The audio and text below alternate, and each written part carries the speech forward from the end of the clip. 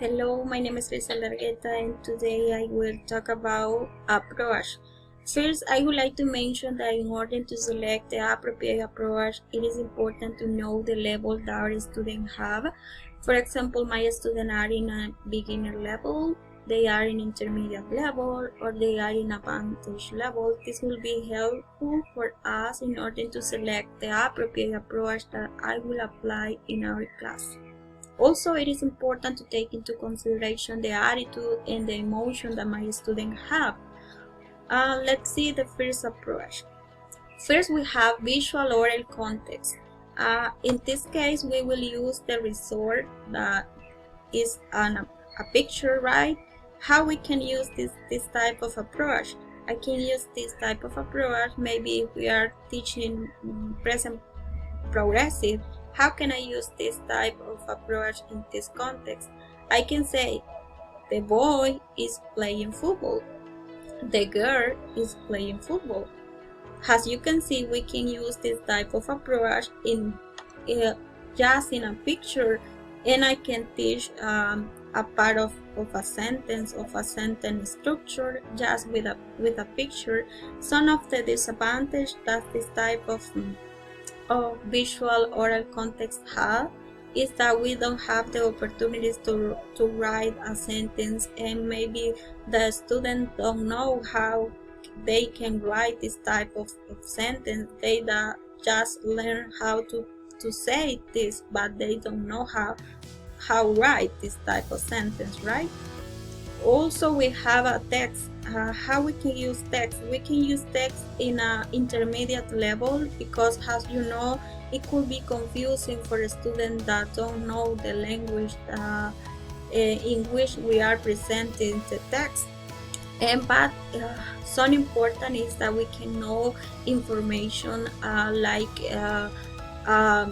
new information or new events that are happening around the world. If we read a newspaper or a magazine, we can know the true information that they present.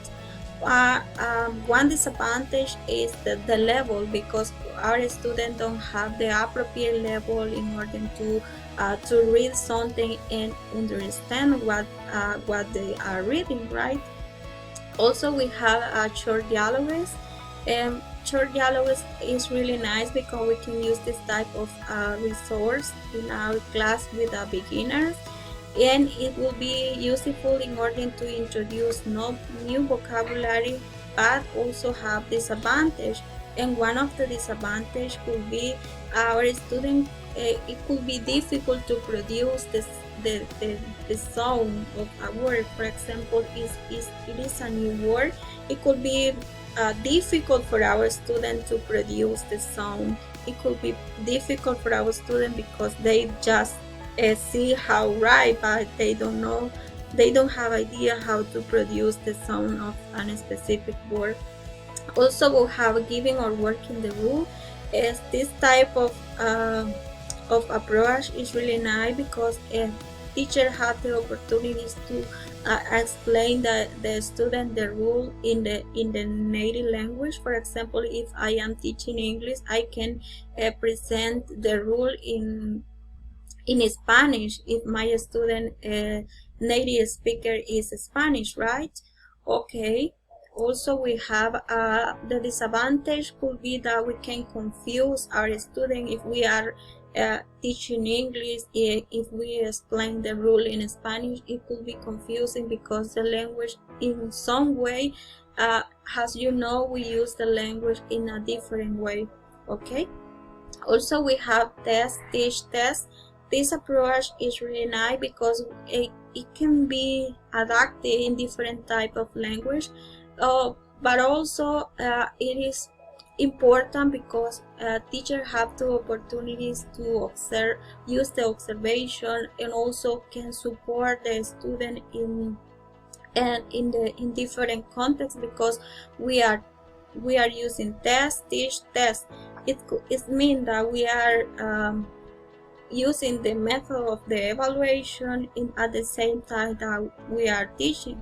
And what type of disadvantage this type of approach have Is the disadvantage maybe is the time, because we need more time in order to introduce this type of approach in our class. We need more time.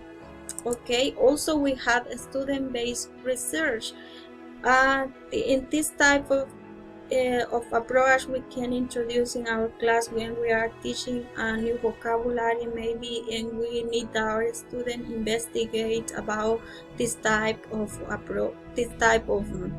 Of, of approach, we need our student know new vocabulary. They need to look up for information about the vocabulary that we are presenting in the class. One of the disadvantages are maybe the student don't have the resource that we need in order to complete the activity. And the last one is inductive and deductive approach. We will use inductive when we use short dialogues, and when we use deductive, well, we will use deductive in structure and the grammatical aspect. One of the disadvantages could be the students don't like to use this type of approach. For this reason, it is important to use both in our class, inductive and deductive. That's all about me. Thank you for listening and have a good one. Bye bye. Take care.